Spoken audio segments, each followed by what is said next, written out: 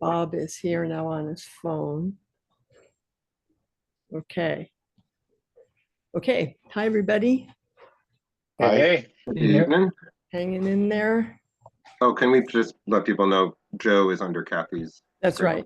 Kathy Salvador is Joe Salvador. Or vice versa. Joe is Kathy. She's the boss. Joe, do you want to step Right. in here? I don't argue. She's the boss. Okay, so let's open this meeting. And I don't see any members of the public here right now, but we still have a task to do before we open it to any potential public comment. And that is to approve the minutes. And they have been sent around. Let me just say on behalf, I hope, of everybody, how much we appreciate Tom and the effort you put in to these minutes, because that last one especially was a lot, and just the way you formatted it, and it was just so crystal clear how to read who was speaking, etc. So thank you. Sure, it was a tackle. Yeah. Once I got into it, I realized like this is a different type of minute. It's not a discussion; it's a presentation. But Yeah. So yeah, I hope it's clearly readable, and thank goodness that what's its name, YouTube provides a transcript. Oh yeah. Okay. So I really was trying to just like copy and paste people's words and put them into good sentences, but for them, as much as I could. I found the minutes really helpful as I was preparing for tonight. Would anyone like me to display them, or is it, unless I guess somebody had a change? I don't think so. So Okay. I think, tell me about how the rules go here. Do we have a discussion about the minutes before someone makes a motion to accept? That would be okay, but we always, I think, as a rule, have a discussion after a motion is seconded, just to capture anything that might not have happened. Okay. So, but we're on the topic already, so it's fine to chat. Bob, there's a question here. Yeah, Madam Chair, I'd like to make a motion that we approve the minutes as drafted. Okay, is there a second? Second. Okay. Now we can discuss if anyone has any corrections or discussions or amendments or anything like that. All right, then we'll take our vote and I'll call out the names. Tom? Aye. Wallace? Aye. Salvador, aye. Eric Stalker? Aye. Tracy McNaughton? Aye. Jim Moore? Aye. Bob Douglas? Aye. Okay, minutes approved.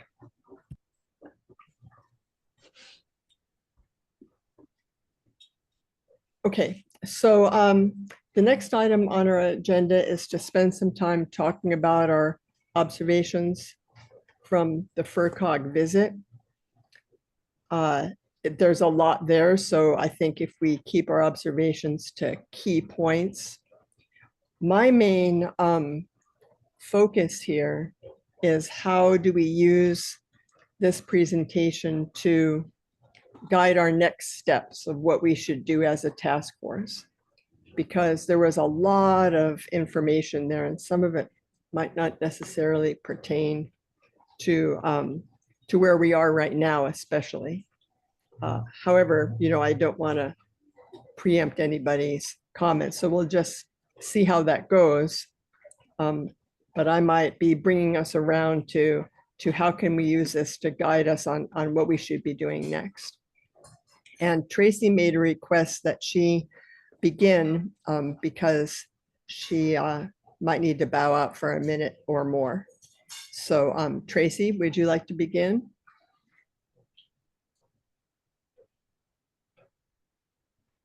Well, there she is. Hi. I had only asked to begin. I thought we were going to be talking about grant funding, and I have 319 grant, and I asked to go first because I'm not feeling very well tonight. But I don't really have anything to say about the FERCOG meeting other than I thought it was, very interesting and a lot of information, and I guess, my overall assessment would be that we have to address, I mean, going forward, it seems to me the next thing to do is to be looking at grant funding for engineering study. And in order to do that, we kind of have to address what Eric had brought up about the town taking on the maintenance of the roads, because otherwise the grant funding is going to be kind of a problem because of the public-private. So I think that needs to be discussed. I agree with you. Who said that? This is Joe Salvador. Oh, Joe, okay. I agree with Tracy. I think listening to FERCog, one of their issues about taking over the roads would help us with engineering, because it could solve some of the problems we have with addressing water flow. Because if you own the roads, you could change the flow to locations that were more suitable to getting the water to the lake without going through people's properties and going through a lot of stuff. I think it's a good time to have a conversation with the Lake Wyola Association, the town, and if we could accomplish that, that would, I think, would help everybody out. Because that's just my opinion on it. But after listening to him, I think it's a real good idea. So I will just remind us that our task here is to make some recommendations to the select board. And it may be that when we come down to our concrete recommendations, that this becomes one of the recommendations. I don't know what research we might need to do prior to that. But I just wanted to put that out there, that ultimately, we're not taking any action as a task force unless we are charged to do that. But maybe just having the conversation and getting the opinion of what the Lake Association, what they would think about it, just for an idea, just in conversation. I think they're willing at this point. I think they really want to work with us to solve the problems on the lake. I think they're in a position that maybe having them part of this in some way is going to help us all out, because we need them. Right. So I did make a little presentation to them. I think you all received my email. I think there's more work to be done to establish some strong relationship between our group, the town, and the Lake Wyola Association. But let's just list some of these at bullet points. I hear two very strong feedback points, that this idea of taking over the roads would ease some pressure on grant funding, even make it feasible, and is worth exploring both with the Lake Wyola Association and other stakeholders. Do I have that right? What my Okay. notes say. Yeah, I would agree with that. Okay, so Jim had his John hand up is- first, yeah. and then Jim, yeah. Bob. Jim and then Bob. Turn your auto on. I had just let me figure where to start. I don't follow the argument that the taking over the roads would make the project easier. Most of what we had talked about earlier were the micro drainages, which cut across the town road, cut across, for the most part, the Lake Association roads, and cut across the private homeowner properties, so that the redirecting of the roads, I think, could be kind of limited. It's the property is the property. The route of the road is not going to be changed because it's not owned by the Lake Association. So that it's not that I'm just arguing against it. I just think we could proceed independent of that issue for a while. I think there are things that can be done that wouldn't get into what would probably be a sticky issue about ownership of the roads and maintenance of the roads. So that I'm just a little hesitant to jump in. We can certainly explore the relationship of the town and the Lake Wyola Association roads. The one thing I also don't have a sense of is I think in many cases, particularly on the Lake Locks Pond Road side of the lake there, that many of the homeowners have already instituted drainage systems. And so it's more a matter of bringing those up to best practices standards. Given that they've already put in much of this infrastructure, I think they'd probably be willing to agree to improve that infrastructure. So that I'd like to look at the funding sources to see how they constrain what we can propose, because I think they do. And then decide on the priority of the different projects. Because I don't think there's just one single project that we want to work on. I think that cutting it up into different segments could get things going quicker. So, and just to add the one thing about to what Tracy had said about the 319. The 319 is a subsection of the 604B, which is part of the Clean Water Act and is run by Mass DEP, and grants are allocated from them. So that we're familiar with that grant because in fact, the Lake Wyola plan is a 604B planning grant and the product is from the 604, so that we're fitting in that. But there are other funding sources that exist. So I don't know that I think we can review the money, the different sources of money that are available, and decide on where the projects could be funded from. So I think the mass resilient pot of money is for erosion control and not a water quality grant. So it's a very different thing. I'll stop there. How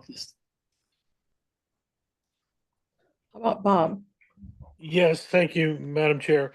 I wanted to add my opinion and also offer an experiment for everybody to try. I do think my opinion is that I do think it is worth pursuing having the town in charge of all the roads surrounding the lake. You get we have a town engineer. When we walked the roadway with the DPW person, and I apologize, I don't recall his name. He was able to say, "Hey, this is you need to try and shed water off of the road for it to be successful, and not turn them into troughs that collect water and velocity and sediments, and et cetera, and deposit them into the lake." And here's an experiment for you. The next time you're out driving in the rain throughout all of the roads of Shutesbury, count to 5. And within that 5 seconds, you will see a place where the road sheds the water. So it's like all the roads that are in Shutesbury and the rest of much of Massachusetts are set up to very quickly shed water from the roads. They're not held for 100 feet at a time and then exit. So I think professional development and management of the roads is important, and I think we would get that with the town being in charge of the road. Just my opinion. Thank you. Okay, I'm going to just say I'm listening to this and I'm thinking about the comments that I wished to make about my observations in the meeting, the FERCOG meeting, and that was that we've started looking at these different drainage systems and the relationship between upland areas and discharge into the lake. And we have an idea of what those primary ones are. However, it seems to me like what I got mostly from the meeting is the necessity for an engineering study to really be the first step, and that wouldn't be that we can't fold some of our existing observations into that engineering study and point them to places where we've already done some work. But that we haven't developed any projects yet. And it's at the project level that we would be seeking funding and trying to find the funding that matches with our projects. And that we really need the engineering study. This is what I got from it anyway, first, before we can really identify projects and before we can really identify funding sources for those projects. Now, that doesn't necessarily relate to maintenance and management or education. So I'm just going to say, do you think we're getting ahead of ourselves a little bit, and that our primary focus in terms of structural best management intervention should be on getting this engineering study off the ground in some way? Tracy was first, then Joe, then Bob. What I thought that I understood from FERCog was that in applying for grant funding for engineering studies, or and you know, the next level as well, is that the main sources of funding, you need to be able to show your ability to maintain. And so that's where the Lake Wyola Association is not able to do that. And so thus the idea of the town taking over maintenance of the roads, because they have the ability to do the maintenance, which, you know, the Lake Wyola Association, you know, I mean, Joe's tractor it's not, we don't have any equipment. We don't have the ability to show that we could maintain the roads. So I guess that's where, you know, I guess that needs to be clarified, because if we can't get an engineering study, that means we would have to have separate grants, because one's for the private, you know, the Lake Wyola Association roads, and then one's for the town roads. And they were expressing the complexity of that they've actually not seen that done. And I think that's a problem if it hasn't actually been, they haven't even experienced this kind of a scenario being done before. I just need to correct that, because I read through their comments, and when asked about the engineering study having some kind of conflict between public and private, they said no, the engineering study itself would not be a problem. Implementation of projects would be. So this is where I think, and I mean, in my reading of the minutes, that's what I read, and I read it a couple of times and was encouraged by that. I mean, we could follow up with them again, but I don't think the engineering study in and of itself would be problematic. They might need permission to go on someone's property to look at something, but there isn't anything about some of those areas being owned by a nonprofit that would preclude some engineers from studying the dynamics and making some recommendations. Am I wrong on that? Can someone confirm that? I was referring to grant funding for the engineering studies. That's where I think I'm not clear, but I thought that the grant funding, you know, engineers could come and do the studies, but who's going to pay for it? I think Tracy, you're at more of the implementation stage than the actual study. And the other thing that's come up is, you know, for 45,000, if that's a ballpark, that it may not be that there needs to be a lot of fundraising done if there's some way to use town money and Lake Wyola Association money. We don't know. So this is what I mean as far as recommendations. If we're going to come down on the side of recommending pursuit of this engineering study, then various things fall into place as problems or not problems, but we haven't gotten anywhere near that just yet, as far as I could tell. And Mark, I didn't mean to cut you off, Tracy, but Joe has Mark- a hand up and so does Jim. Mark Rivers got an estimate for $30,000 for an engineering study for Great Pines and Drive and Lake. So I don't know. I mean, 45,000 sounds a little low, but I guess, you know, we'll have to. Yeah, we don't know. We had, and it was recommended in the FERCog meeting that we talk to a couple of engineering firms. But again, I don't know, Eric, you could help here.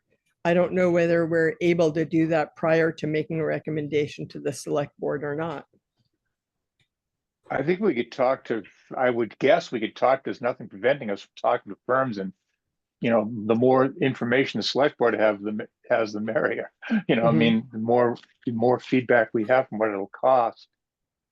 I mean, that's what all this is all gonna boil down to. I mean, and I'm sort of sitting here listening, because I just remember there was a huge, I mean, huge fight. I still remember it in the elementary school about whether or not the town should accept, like down where Sumner Mountain Road is and all that, the Gold Coast, quote unquote, to accept some of those roads. I don't believe we've ever accepted them, but there was a huge fight about it, and you know, whether or not we should take them in. I can't even remember this is 30 years ago, but so I just say that the whole notion of the town taking over the roads is, I don't think it could be really simple, but it wouldn't surprise me if it wasn't, given the way a lot of things are in this town anyway. You know, like, Right. I think it's possible. I think I may have strayed from the answer to your question. I can't remember exactly your question. Oh, it was, do you think that could we be approaching some engineering Oh, yeah. firms without having made our recommendation to the select board? I think we could just say, you know, we're kind of looking for estimates for what's an estimate of what it would cost to have this happen. I think that would be very valuable information for the select board to have. So our committee can vote on whether we want to do this course of action and take that research on, but I just wanted to put that out there. Now, Jim has his hand up. Joe first, Joe Salvador first. Well, listening to the conversation and our walks around on Lakeview, and I mean Locks Pond Road, we found locations that with a little bit of work, we could solve a lot of water problems quickly by diverting the water going to by the dam and different locations that we found that the town already has property there. So that doesn't require a lot. Now, maybe the key is, instead of trying to take over all the roads that the Lake Association has, maybe we could ask an engineer, by taking over Lake Drive or taking over Shore Drive, which one would be the best road to take over to solve water problems? They may say owning the road ain't gonna solve a problem, but maybe owning that road or taking it over could help divert the water where you want it. Instead of just taking the road first and then find out it doesn't do the town any good or the lake any good. Right. I think that's a good point. I think Tracy's point on this, how we got started, was that, you know, a lot of grants that we would need, or the town would need to implement some of these projects, would be problematic on a on a private ownership. So, so again, you know, I think getting the proper research so that we can identify the key projects, and then looking like what are the stumbling blocks and what are the solutions to funding these projects, in which case possible taking over of certain roads may be a possible solution, but you know, that has a whole host of complications. Well, Locks Pond Road already has a lot of locations to divert water without bothering anybody. We've That's already right. seen that. That's But right. on places I worked by Tracy's house in that road, because it's the way the road lays out.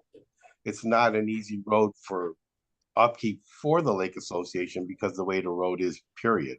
And maybe by the town having an input in it, it would help out crowning it and doing stuff to the road to help better the lake. Right, understood. I've noted that. I think that's a good point, in that, you know, the fact that the lake is, number one, a huge town resource. Number two, you know, a questionably endangered species is using that lake. You know, that there are some arguments to be made for treating the private roads around Lake Wyola differently than the other private roads in town. So, Oh, I agree. yeah. So, but again, you know, we're not there yet, but I don't know that I would make, there would be a big fight, but I think we got to be up for the fight if that's the direction we decide we want to go in. Jim. Okay. Go back just as a response. So one of the bits that I had to research was the 604Bs. And in there, in its mission statement, it says it has a statement about working with the counties, towns, and watershed organizations, so that nowhere does it say draw any distinction about public-private or watershed, especially the status that Lake Wyola Association has as a would probably mean that there'd be no problem working with that. The other thing, and this is a bit of a switch, is that I think that Joe has a good point. If we do have a number of areas we've walked over, looked at, and it would be very nice to talk to a hydrologist and an engineer. What we don't want is any seat of the pants sort of project. What we need to know is when the 10-year storm comes, will this handle it? When the 100-year storm comes, will this best practices handle it? We don't want to do what the heavy rain of the summer will do, so that the drainage that goes along Locks Pond Road that would go into Sawmill River would be something to simply ask of how, what is the capacity of this? Could this trenching along here and diversion of water flow along here keep water from entering into the Lake Wyola? The other places where there has been work done, I think, again, if we're going to consult with an engineer and a hydrologist, just ask them, is this a doable project? Can we go from King Road, where where there is a pipe from the homeowner that goes down to Lake Drive and passes under Lake Drive and then goes onto private property to the lake? Is this something that can be brought up to best practices and would be able to address the issue of sedimentation flowing into the lake? I still there? Yes, you are. Okay, I just lost the screen there for a second. Oh. I'm not sure Jennifer is, but you're still here. Okay. I'm here. I have an unstable internet connection right There you now, go. so I just clued off my video, but The screen going blank yeah. just threw me for a second. Yeah, me too. So let's see. Now, how do we move through some of these points? I think what I'm hearing, and this is now just on the structural recommendations, is that all right, hold on, maybe you guys aren't, I need to, this is weird. Someone's using the microwave. Oh, I thought I heard popcorn. I know, I was getting hungry. It did sound like popcorn. Yeah, but that's funny.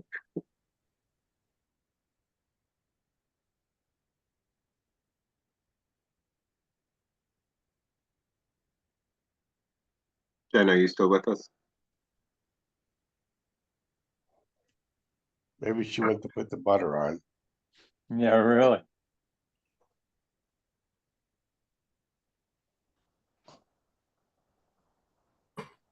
I'm sorry, you guys. Someone was using an electrical appliance near to where I'm sitting and it blew out my Wi-Fi connection. But I'm back.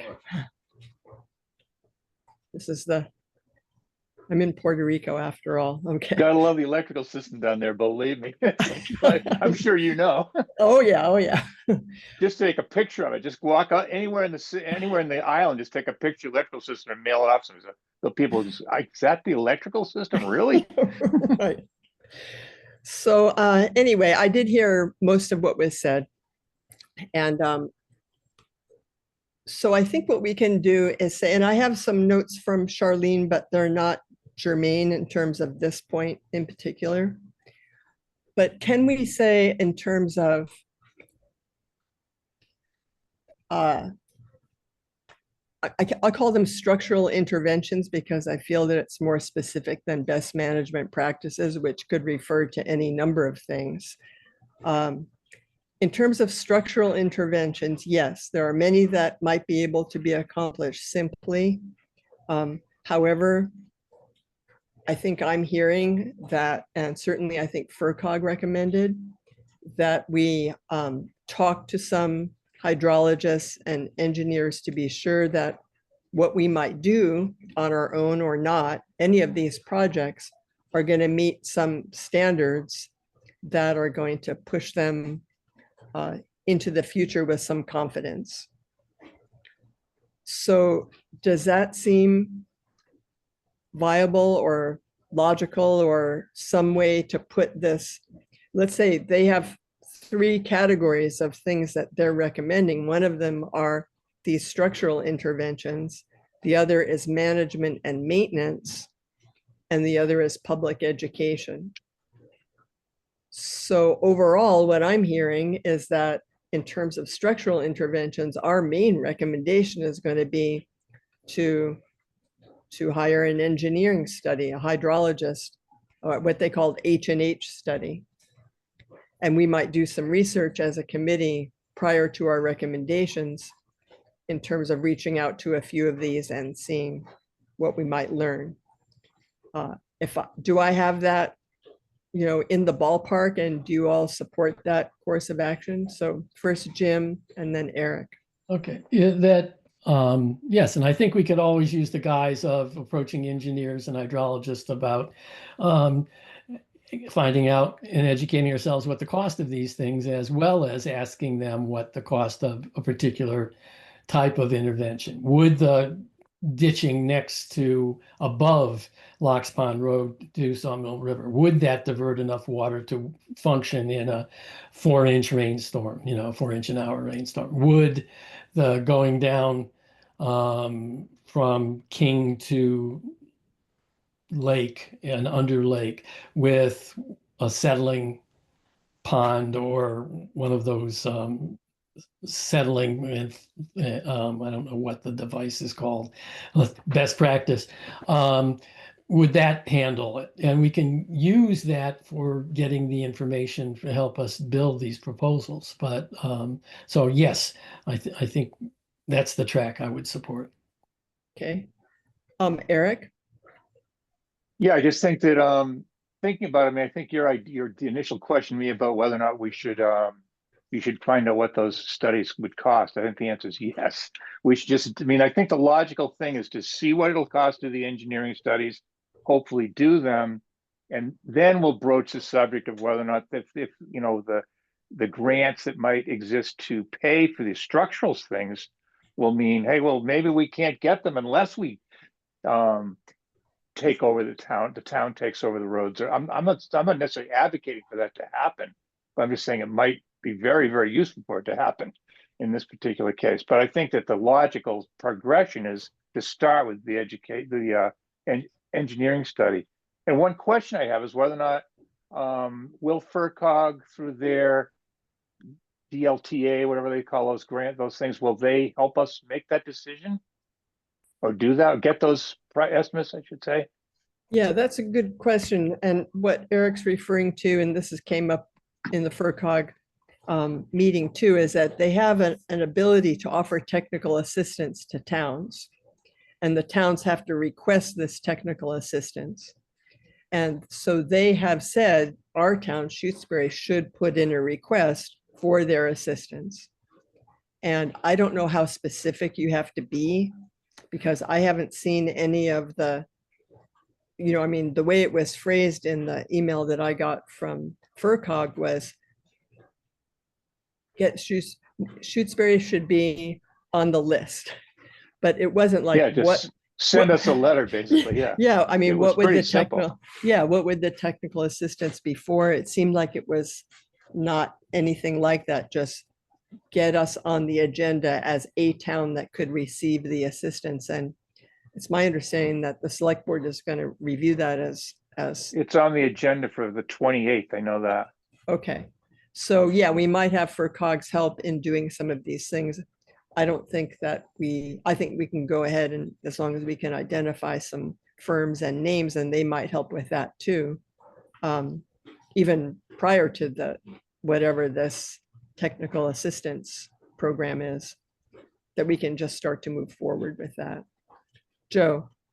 I And agree then with what you Jim. said about getting the engineer about finding out what projects and stuff and what would work first and prioritizing them.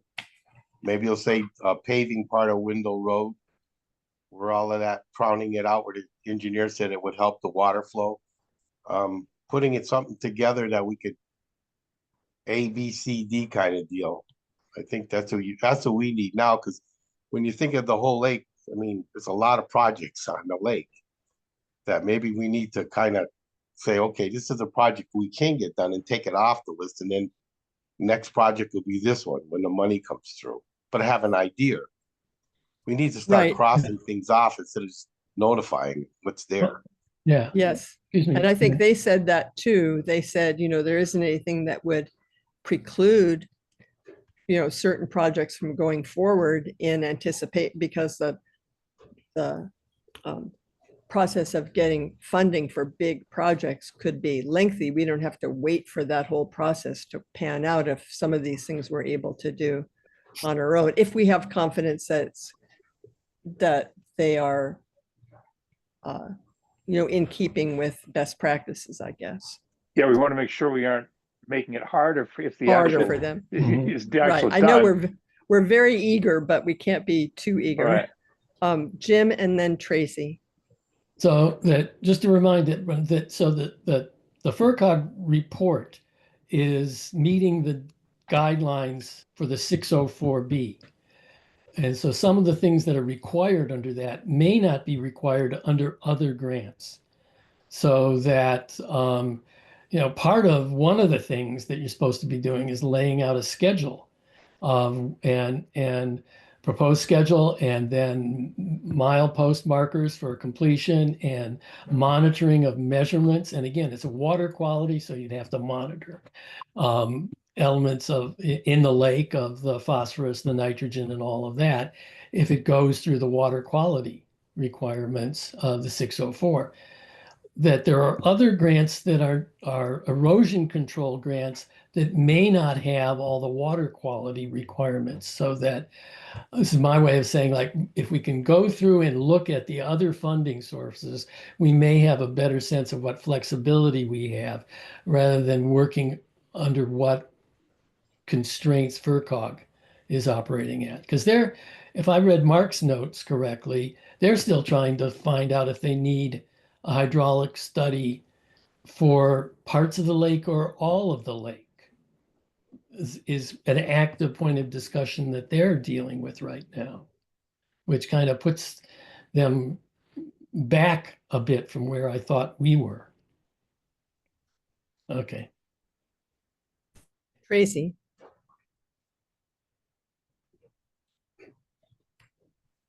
I feel like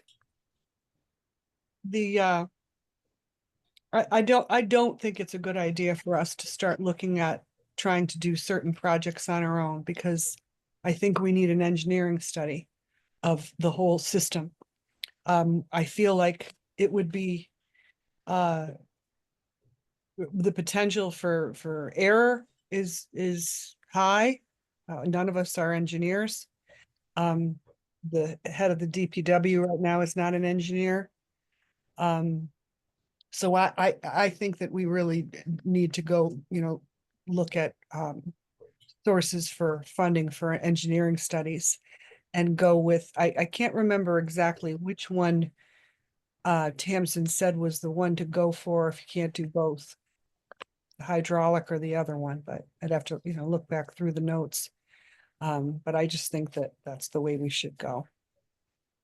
She did say the hydraulic, the H&H study, and the other one that was FGM, I think, would be, maybe not as germane to us at this time, especially that would be very germane to tackling the Fisk Brook watershed, but that's not our primary focus right now. Yeah, that is what she said.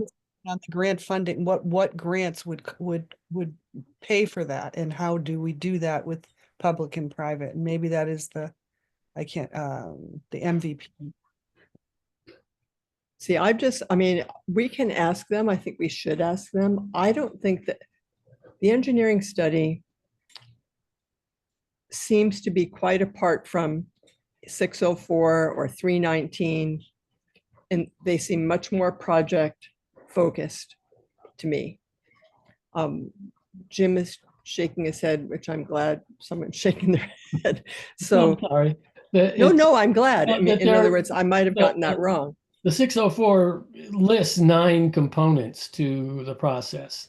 Not that all of them have to be done in each application. So you can have the H&H, which does stand for hydrology and hydraulic, I think, that study there. And again, that's where FERCog is right now, of deciding what sort of thing to do there. Part of it is the milestones that it's talking about, I think could easily be the engineering steps of laying out, doing the study, finding out what an engineering proposal would look like, what the components of the proposal would be like, and how much it costs, are all part of this engineering phase as laid out in the 604. And then there is the monitoring and the educational components that are also part of the 604. So what you're saying, Jim, is the 604B is a way for us to go through and potentially obtain funding for this engineering study. Yes. Okay. They also mentioned that the MVP grant program is possible for that purpose too, and that it doesn't have, it's for climate resiliency, flood resiliency, social resiliency. I know Bob is really familiar with these, and it doesn't have that singular focus on water quality. So if it's 604B MVP, maybe there are other, funding it ourselves through the Town and Lake Wyola Association, I think, there might even be other avenues. The Massachusetts Environmental Trust might have some components that could piggyback on some of these other things, put together a sort of a package of funding. Mhm. Joe. So the only question that may come up out of it is when you ask for funding for engineering and they give you a dollar amount that goes with it, if the dollar amount won't cover looking at everything that we've been talking about, at some point we got to have some sort of an idea what's going to get us the money to do the engineering for that particular location. Let me see if I put it in the right form. That let's say they give you $50,000, but it only covers like Lockspa. It won't cover anything that comes off of Windle Road in that area. We're gonna have to make a decision with funding of what we're going to get for our engineering. Right. Well, I mean, in my experience, if we were reaching out to engineers about the scope of the issues, and we've already identified some key places that we think are primary ones that would probably need attention, and then they'll tell us what kind of funding would be necessary for them to do the engineering study. And then we can go and make sure we can find enough funding to cover that. Isn't that the sequence that it would follow? I think so. Jim? Yes, and to throw something in that relates to all of this is the task force end date June of this year. Unless we ask for an extension. extension Of our report And so that we need something by June that kind of puts together as far as we get. We're not going to exist long enough to actually see any project completed, if that end date is really fixed. Well, my guess is we can exist as long as we want to. Like, Well, if we aren't done, the Yeah, select board will give my you- oath, the letter that I Yeah. received that asked me to come in and take the oath puts Right. the June No, I date. hear you. All I'm And trying to of say is course, I'm we sure can be that's a flexible extended, but date. Yeah. For that piece of paperwork and probably my own mental health of knowing when this will end and Right. what steps we, maybe a schedule that we have of how far we'll get at various points ourselves, of like when would we shoot to get the engineering estimates, asking engineering firms for estimates and feasibility statements. Seems to be something we'd want to be able to turn over to the town select board at in June. And see what's going on. Probably even prior to that. So, Yeah. so I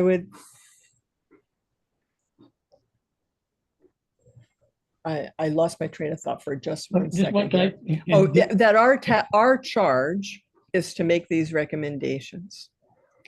And if we were going to exist past the recommendation stage, we'd have to have a new charge. Yeah. So we could approach the select board at any time and say, here are our recommendations. We would like to still work on this, and these are the tasks that we think we'd have to do, and then they would give us a new charge. But I can, and I think it's a great idea for our work to have some kind of a timetable of what our concrete goals are along the way, to be sure we have recommendations ready for them by June 18th, if not sooner. And I think that's a really good thing to have for a group. And I could put something together that would kind of be a draft of that, and then we could play around with it a little bit if you think that would be a good idea. I do. Question. Yeah. So how will we, how do we get, it seems to me that there's a general agreement here that I think we need the engineering study. And then the Right. question be, how do we go about getting that? It seems to me that if we could present to the select board and say, it's going to cost 50,000 or 48,000 or roughly this, that's going to be a good thing. How do we Yes. get those numbers? Well, I think we have to locate what's the best practice. It used to be you get 3 estimates. Or you know, 3 seemed always to be a good number for getting estimates for anything. It's a good idea. Yeah. So find 3 firms and just begin to talk with them about what kind of information would they need to give us a ballpark. It's not an RFP or anything like that. It's nothing as formula as a request for proposals, but just trying to get our minds around what it is that we'd be recommending. So we need to locate the name of some of these firms, and FERCog could probably be helpful. I think we asked them that. Yeah. And they didn't have, they pointed us in some direction, looking at my notes here real fast. And it might be more in the details than in my notes, but I think that's something that would be easy enough to ask them if they had. And Bob, you might know some that could be helpful to us. Most of the companies I'm familiar with are in the Boston area. So, but certainly one can ask around. Okay. So let's do that on this component, which is try to see. I will reach out to FERCog and see whether we can assemble some names. Others could do the same. Jim, your hand is still up, and Tracy's. Okay, Tracy. Sorry, I just forgot to lower it. Yep, Tracy. I know that Mark Rivers could recommend at least one engineer and perhaps more. Okay, good. I'll reach out to him. Tom? Yeah, FERCog did mention Fuss and O'Neill because I think they were a qualified H&H study firm, and the town has a relationship with them already. And I think that might have been part of the reason that they asked us to look at the Kia Brook and the Klesson Brook project documents. I think because those would also probably identify local engineering firms that could do it. And I don't think they've gotten us those documents yet, because they said they would send over the, they said they would send the H&H, the FGM, and one other thing about the, I believe it was the Klesson, it might have been the Kia project. But Okay. you know, I'm assuming we could pluck those names out pretty quickly. Okay. All right, so I'm going to propose, if no one else objects, that we leave the large project stage of what we might be wanting to focus on and begin to identify the name of some firms.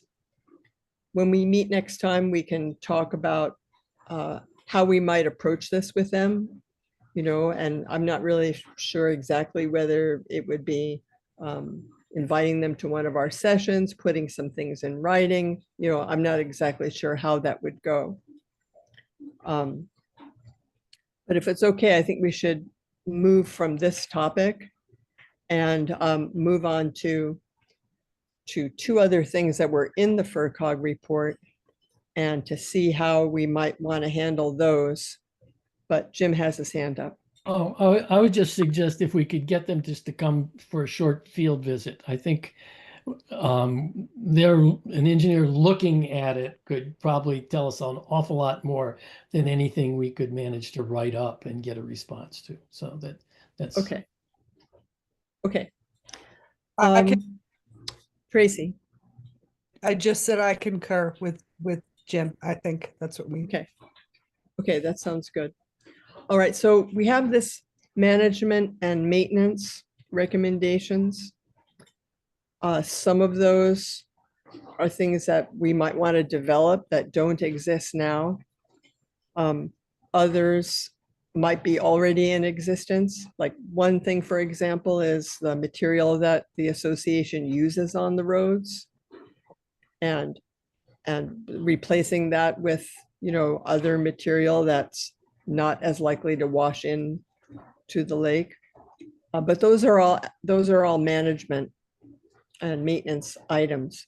I think we need to begin to develop a list of what some of those items would be. Some might need funding. Some are just policy. I shouldn't say just policy. They could be new policy. They might be new policies. But I'd like us all to be sort of creating a list of what you think maintenance and management practices and recommendations would be. Same thing for public education. What are these? Who is this theoretical public? And what are the education items? Who's responsible for doing the education? I think I'm just asking for your guidance of whether we do each of these in a chunk at one of our meetings to get started talking about them, the way that we used this meeting to talk about the engineering study. I'm not sure what the best approach would be, but I think those two components are important, and having them would strengthen a grant application. So Tracy, and then Joe, and then Jim. So yeah, I think, I mean, even right now, I think we could just start kind of listing off some maintenance items that would be things that we could, you know, start doing now, some of them. And the three that come to top of mind for me is the road materials from Lake Wyola Association, some education around pet waste, and there's a newer thing that's going on that I think I did send an email to the Conservation Commission. I wasn't really quite sure if they were the ones that should address it, but with the new DPW crew that we have, I think that there's a lack of knowledge about the low salt area around the lake being, I mean, they come and they sand our roads, which is awesome. But they're supposed to be sanding very, very lightly. And I also think there's a learning curve going on with the vehicle because our roads are so covered with sand and salt. It's very heavy, heavier than I've in the private, I mean the public roads, and I think it's because it's harder to come down with the machine. So there needs to be some training and understanding about the low salt area, and it's dangerous for the lake, and also I don't think that we ever had the roads sanded as often as they do the paved roads. So I feel like, I mean, it would be awesome if somebody could talk to Steve Sullivan because he did it for years and he did it beautifully. What's happening also is that when they're turning around at the end of the roads, I think they're forgetting to turn off the spreader and there's like piles. It's bad. I can't even walk my dog on the street because it's burning his feet, burning his paws. He has paws. So yeah, I think, and I don't want to be critical of them. I feel like it's, again, I think it is probably a learning curve and a lack of knowledge about the low salt area around the lake. Okay, Joe? Well, I've been on the roads committee, and the problem that you run into, there's really no set material. They use the best material that they have available to fill the potholes that you can that people themselves can manage and fill potholes. Like me, I fill potholes on our road all the time. And is there anything better? I'd love to see something better that are still affordable. And the other part of it is like Bob brought up, and we don't crown the roads. There's a lot of things that correspond to having better material, is having the road designed so it'll accommodate the material you're putting on it. I think if there was material that was affordable and better for the roads, I don't think the Lake Association would ever have a problem of putting it on. But there's a lot of people who fill these holes up manually. I think that's just something to keep in mind. Okay, Jim? If I can just answer that, there are at least 3 or 4 spots where there's piles of packing material supplied by the Lake Association. So on the West Beach, at the top of West Beach, over by the association house, and on Lake Road about halfway in where the downhill on Lake Road is located. There's a pile that's used for there. So it's supplied. It is a special pothole filling material that's ordered and supplied by the Lake Association. So that if people are just using sand, we should educate them to use this material, which is a combination of gravel and clay and sand. Jim, we got the piles over here on Merrill. And I fill the hole sometimes on the other side of the lake with the same packing material you're talking about. What I'm hearing is some of the roads on the opposite side think there's a better material to use on the roads than what we're putting on right now. Because what's being put on in Merrill, Shore Drive and all is the same material because they get it from the same place. Yeah. But what I thought I heard is they're looking for better material than what's there. And what's happening is because the road is flat, and right now we got what we never had in the last 10 years, UPS, Amazon, these trucks are going up and down the roads. And if the roads are not designed to hold the packing in, the minute I fill holes in it, and within 2 weeks, I'm finding these trucks are tearing it out of the holes. So I just regrade it back in the holes what's there instead of adding more material. Okay. It's just a thought, because I knew when I used to live on North Laurel, we never had trash trucks come down. We never had all the bigger trucks in the road maintained. Now you go in that area, and because of the traffic, the roads are taking a beating. They're not designed for the amount, they're dirt roads. They're not designed for the amount of traffic on a small road. No, I agree with you, Joe. what I that see. the delivery trucks are doing a number, but also, at least on Lake Road, Lake Drive, there's at least 3 or 4 construction projects going on. And so that we're having construction trucks hauling in backhoes and things that are doing a number. They turn up Great Pines and they go up once or twice and the surface is busted at that point. It's ready to erode out.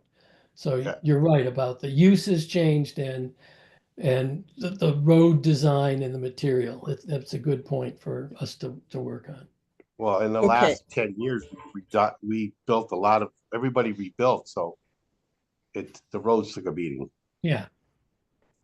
I'll say too that, and I know Tracy can speak to this, I don't want to get derailed too much on the nitty gritty of what's going on with maintenance right now, because I think that this, like I said, is a subject for an entire meeting to just focus on maintenance and management recommendations. But on the subject of materials, there is a better material.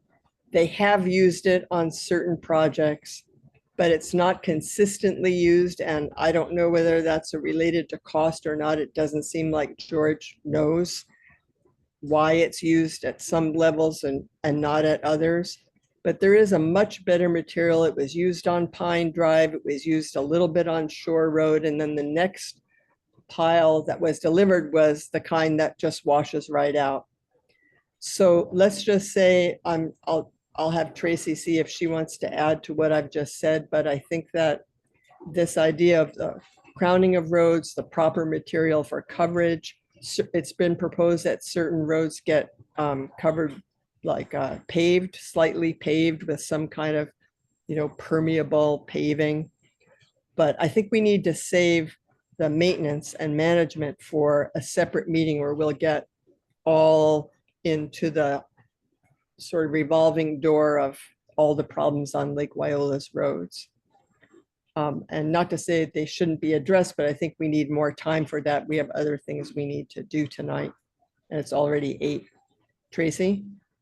Yeah, I'm just going to say that, what Jennifer just said is accurate.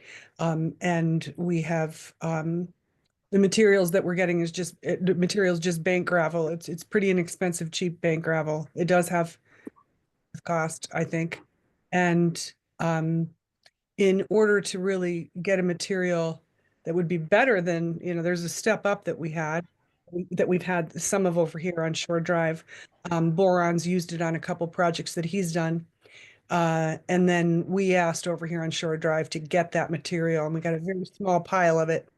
And then, like Jennifer said, we asked for more because it wasn't enough, and they just brought this other stuff, the same kind of junky gravel. The hard pack, which is what the DPW recommends.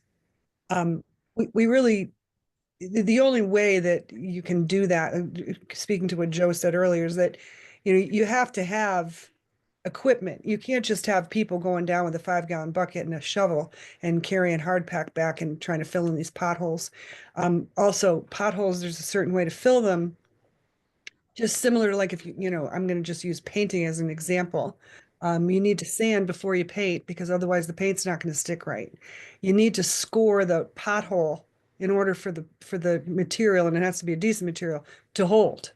But then also you've got the issue of crowning, because the water sheets off that way. And so it really shouldn't be something that just individual people are filling in potholes. They just wash out. Even with better material, it's just going to wash out. It really should be a company that comes in and takes care of the roads. And what's been proposed but rejected is the idea of having a 3-year system where one side gets graded and then rotate that. So every 3 years. I mean, really roads should be graded every year, but we can't do that here.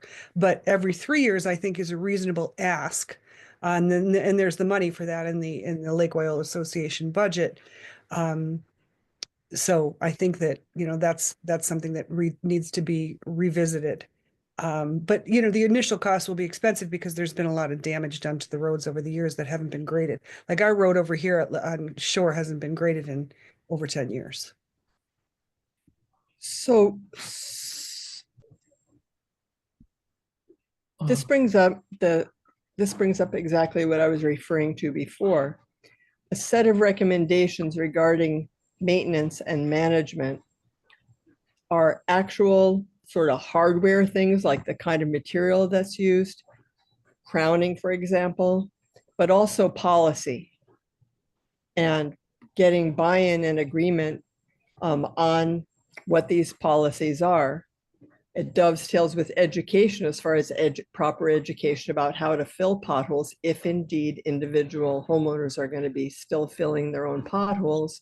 That could be that's an existing policy, but it might not be a viable policy. So these are really big, tangled discussions. And I'm hoping that you all might agree to that we could put the management and maintenance topic on an agenda for our next meeting and maybe the meeting after that. And public education, we would do the same with. So we're into like April of trying to get a list of what our recommendations are in each of these categories of the FERCog report. Mm-mm. It would also help if we knew what kind of money that the Lake Association has pertaining to roads. Absolutely. You know, Because, all of you know, you that. can ask them to do this and ask them to do that, because fill a pothole up, and if you use the roller on it, it would help it 100%. But we need to know, because it's hard to say, we want you to do this, but we don't know if you have the money to do it. Yeah, or if there are other funding sources for doing these things. And I think, you know, I can imagine that there are some, but No. again, we're putting we got to start with what the recommendations are and then develop the funding questions that we might need in order to make those a reality. Jim's hand is like, Jim, you're like, hand is up. Yeah. Is it still up? Yes. Is that a new hand? Okay, that's a new Yeah, hand. that's And a then new Tom. hand. So that just with the rubric of maintenance, a lot of the projects, if you know, redirecting water flow, having sediment traps, retention ponds, need maintenance as well. They're likely, so that just to explicitly put that into this maintenance rubric, or developing a separate of maintenance of the interventions, so that they will continue to be effective. Right, and that's something that FERCog brought up too. You know, that when requesting funding for projects of this kind, they're going to want to know how that's going to be maintained into the future. Tom. Thanks. I just wanted to add, I can do it if people think, well, or many of us could do it if we think it's a good idea. If we're going to focus on a session or during a session on maintenance, and it's so road related that we ask explicitly Dave or somebody from the highway department maybe also join us. Or I don't know when, but it just seems that their perspective is going to be important as well. And maybe it would be after we have a discussion. I don't know, but I just wanted to remind us that they're kind of integral. Right. Does it make sense? So here's just, let's put this part to bed a little bit too. Does it make sense for us to develop, and you guys could submit to me a list of what you think important maintenance and management, not projects, but practices, policies, and I can assemble those into something that becomes a discussion document for us? Or is it better to have kind of a brainstorming session here, not here right now, but in a meeting about what some of those things are, and then I would assemble our comments into some kind of a working document? What do you think would be the best use of our resources? Would it be possible to get a report from the town as to how Wendell Road is maintained? So that we'd get sort of what they're doing on the town roads to maintain the dirt roads in the town to maintain them, and what their practice is, and then we'd have something to compare with, to work off of as kind of the town's best practice at this point. That would be a good thing for Dave to address if he was to come to a meeting, but it might be something that we ask him in an email as the thing we would like to talk to him about when he comes, so he'd have a chance to think about that. Or he maybe could even, I don't know if there exists on paper already something, and he could accelerate it just by giving us a written spiel. Right, okay. For when we actually meet him, we could have better comments and questions. Yeah, all right, so I can reach out to Dave.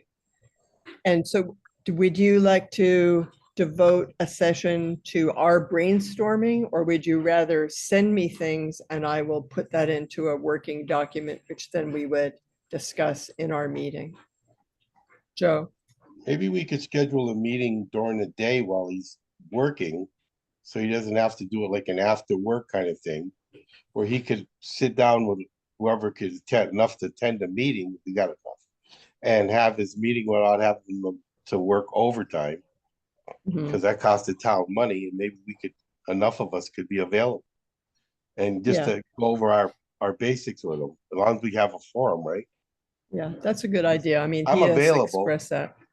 He's expressed that in the past about evening meetings, but Because otherwise, if he comes in at night, we're gonna have to pay, the town's gonna have to pay for his, not that, but if we can do it without having to charge the town, it's good for us. Or if this committee's comfortable, couldn't only like maybe 1 to 3 of us join Dave for a small, and if daytime worked for him and didn't work for everybody, and just bring back the results to the rest of the group. right, that could work too. Right, well, let me talk to him about what his schedule is like, and I can get back to everybody about whether something like that is feasible. I'm still not getting a lot of feedback from you all about how you would like to handle it here among us. Do you want to just have a brainstorming session together, say next time? Or would you like to give some thought to this and submit a few points to me in writing, and I'll eliminate the duplicates and have like a working document, which then we would discuss when we meet next? Tracy has her hand up. Yeah, so the maintenance of dirt roads is kind of, and you can look it up on I mean, I actually have a manual about how to maintain dirt roads. I think that, it's pretty standard stuff in terms of, drainage and crowning, and sheeting the water off in materials. So I think that getting that from Dave is probably all we're going to need, because he knows how to do that. He definitely knows how to do that. And I'm going to buy out of the meeting now, because Okay. Thank you for sticking with us as long as you did. Okay. Well, I don't want to keep asking the same question over and over again. So I'd advocate for, I mean, in a sense, both, but like, I'd like to, as I think of things, send them off to you if I could.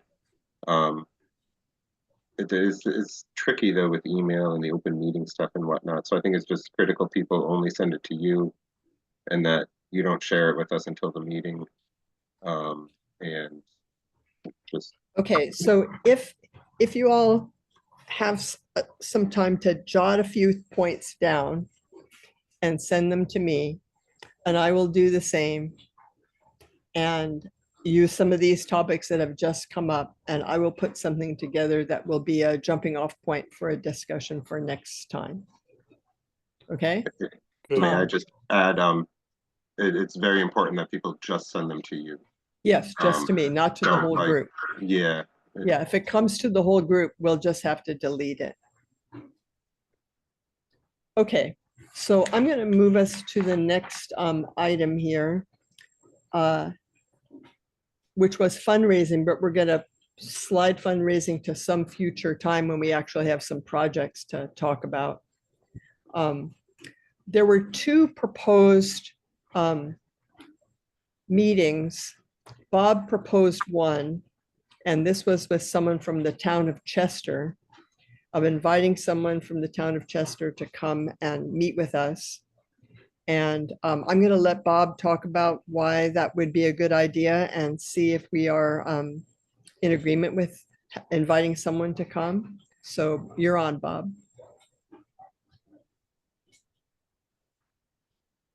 I'm on when my phone demutes. Yes, thank you so much. One thing that I wanted to bring up was had to look through the MVP Mass Vulnerability Plan grants that were awarded this last year, and it seems like looking through the award to the town of Chester, it was very much similar to what we're looking to do. They and surrounding towns have muddy roads that were being damaged by beaver dams or erosion, and they applied for and received a fairly fat grant, which gave them the opportunity to do outreach to the communities to see what solutions were needed. And in our case, it could be applied toward it. In my opinion, we could do a similar grant application and apply it to an engineering study. So that was kind of the impetus for me to send that to you. And I thought maybe it would be good for us to reach out to one of the two people from Chester that sent in that grant and find out a little bit more about the grant process directly from them. So how do you all feel about that? Does that seem like that would be useful for us? Yeah. Yeah. I agree. Great. So I'll reach out to them. One of them is the town administrator, and the other was a committee member, and I'll see if they can join us on a meeting like this sometime in the future. Okay, great. Thank you. Thank you. Eric, I didn't hear from you, but I No, think I no, saw that's you. great. I was muted. No, that's fine. It's a good idea. Okay, okay, good. All right, and then the other one was because Mark sent his observations and it wasn't clear whether he was sending them as the LWAC chair or as, public, private comment as an individual. Tracy made the suggestion that maybe we have a joint meeting with LWAC. He asks me to come all the time and give, not all the time, but he asks me periodically if I want to come and give an update to them. And it may be, he has done a lot of work on some of these issues already. And it may be useful to have such a joint meeting where he could offer his perspective as the LWAC chair and along with his committee, rather than sending emails with notes and stuff, which also could be tricky, with the open meeting law stuff. So I wondered what you all thought about having a joint meeting with LWAC at some future date. Sure. I'm for it. Sure. I think Yeah, we're gonna, I wrote that we were working in concert with them. That's not exactly true in that we are our own entity, but in our charge, it does say that we will be making presentations and touching base with all the relevant town committees and the Lake Wyola Association. So I think it's good. And I think maybe we might want to do one with the select board at some point too, whenever, Eric, you think that that would be informative and useful for them. We're Sure. probably Well, we'll not. certainly be doing it when we make the recommendation. So Oh, we can yeah, maybe, for sure. maybe even Yeah. could wait till then. I don't know. We certainly, yeah, You have a packed anytime. agenda too. Okay. Yeah. So any objections to that, having a joint meeting with LWAC? Did you say Okay. you having one, or are the two committees going to meet at the same time together?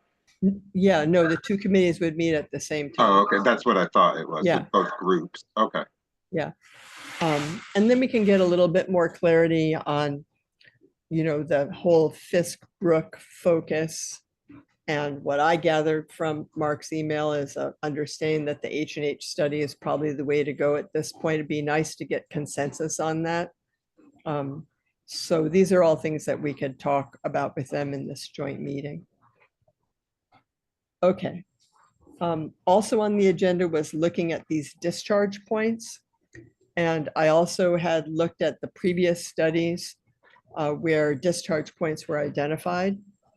But I think waiting a little bit later in the spring, and even, all of this could help us to focus the engineers on places that we're observing, but there's not going to be a lot of discharge right now.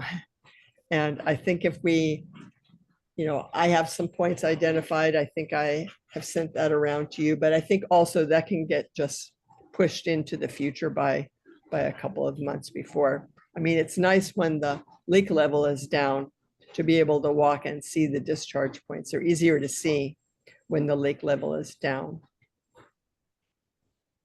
Do you think there'll be a moment then when it might still be down and it's warm enough that That's what yeah. Oh, that's great. Okay, so That's what I'm hoping for, but we can Yeah. monitor that, we can monitor that as, now you look very puzzled, Jim. Can't hear probably you. can't hear you. Can't All hear you. right. What is the date that they raise the lake? I mean, that's under the control of the dam, so that the lake. Yeah. So I don't that think it's you as would firm. know. I don't think it's as firm of a date as the lowering, and some of it depends on, rain events, on snow melt, which I guess I gather there hasn't been loads of snow this year. So But the sometimes, and drawdown level, if there has been a lot of snow and ice and it melts rapidly, the lake level goes up really high, even as early as March. Sometimes it would be much later than that. So certainly I think we wouldn't need to do anything until the beginning of March. But hard to know exactly. Okay, so now the only other things we have for this evening, and I'm seeing it's 8:22, is to set our next meeting date. And it seems like this Thursday, it has been a time where we are able to catch a lot of people, presuming we don't have that daytime meeting right away. Would everyone be available on February 20th? That's a Thursday. It's the third Thursday of the month. Bob, your schedule especially has Yeah, some constrictions on it. That, through my work, I have an open space task force meeting. I don't think it's that night, however. But let me ask you this. I know it would not be the final Thursday in the month. Is there any chance that we could move our meeting to the final Thursday of the month? Yeah, I don't think there's any constrictions really. I know Thursdays was the time that all of us could generally meet. So Bob, you're proposing that is the 20th, February or the 20th. 27th, the final. Oh, 27th. Okay, 27th is the last one, right? That's fine with me. Is it fine That's for everybody fine. else? That's okay with me, yeah. I won't be available. Okay, Joe. I'm traveling from the 20th to March 5th or 6th. I have to look at my wife. And are you okay 18th to, to the 25, my wife said. okay, well, you'll be there on the 27th then. I mean, I won't say you'll be there. You'll be able to attend theoretically. Have no And- good excuses. Right. And thank you to the wife. Oh, you are the wife, Kathy Salvador. Wait, I'm all mixed up now. I won't be available from February 18th to the, wait, let me get the date. February 18th to when? To the 27th. Oh, okay. You're coming home the 27th. Well, I think we need to have a meeting in February. And if you have to miss that meeting, Joe, are you content to catch up by watching the video? I'll watch the video. Okay, great. Thank you. Okay, so I'm gonna set it up for February 27th at 7. And then, Oh, sorry. yes, Did I Go ahead. understand Bob asking if maybe it would always be the last Thursday or just Oh. for February? Not Good that we're question. planning beyond it now, but I just wanted to put it on my radar too, if that's Right. what he meant. Please. Bob, are you meeting always the last We meet- Thursday or just in February? It varies. Sometimes we don't meet at all, but Right. but I do know that we never meet the final Thursday of any month. So if that could be an accommodation, then it would keep me from potentially overlapping in the future. Okay. Okay. Well, when it comes time to set a meeting in March, we'll zero in on the last one and see how that goes, but maybe we won't set anything in stone if that's okay. Okay. Yeah. And then if we can get Dave to come to a daytime meeting with a couple of us between now and then, we could try for that too. Great. All right. So any other burning concerns? Well, at last meeting, we divvied up funding agencies to Right. look at. Right. Are Well, like there I said, I reports? wasn't sure. I wasn't sure that talking about funding before we have any projects. Well, it was just the agencies, what agencies cover. So the 604B covers certain specific things, the RATS, which is the resilience mass action, whatever, I don't know, but it's the type of thing Bob wouldn't know about. And there were a few others. So did anybody, I did send in a kind of review of what the 604B is last minute today. I got to look at it, thanks. And I just was wondering if anybody else had any discussion of other, state or other organizations we could, what they do, what that was on that list of the FERCog report. Right. I could say I looked at the Massachusetts Environmental Trust, Uh-huh. and while their focus has been slightly shifting toward marine life, they also talk about aquatic ecosystems, but they're funding to nonprofit organizations, educational institutions, towns, and state agencies.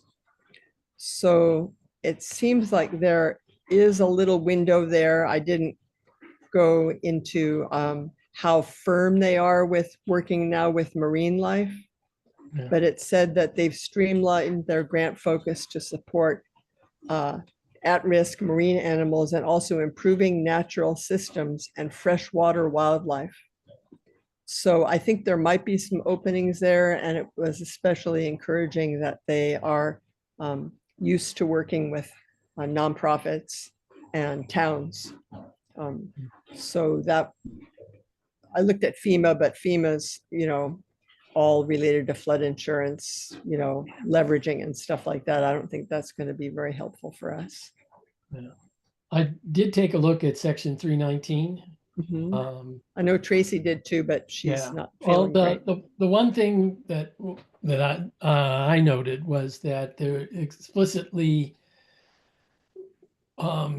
did mention concern about eutrophic ponds and the like, and pointed to the Cape and Martha's Vineyard and those areas as being areas of concern. So they didn't seem to be putting a lot of money into freshwater issues or non-nitrogen, non-point source issues. So 319 doesn't look too promising. Mhm. Charlene sent me a report on the Long Island Sound Futures Fund. However, it seems to be mostly geared toward Long Island watersheds. I guess Lake Wyola flows into the Sawmill River, which flows into the Connecticut River, which flows into Long Island Sound. It seems like a stretch to me based on what she reported. Mhm. And Tom, did you have your hand up? Yeah, I had the FEMA assigned to me, and to keep the 10-minute presentation short, it did look very far-fetched, to put it one way, for what exactly we're looking at here and now. Could I just ask Jim really quickly, please? Much earlier in the meeting, I didn't catch the name of a Massachusetts organization that you said might do like erosion control related grants. Oh, yeah. Water. Oh,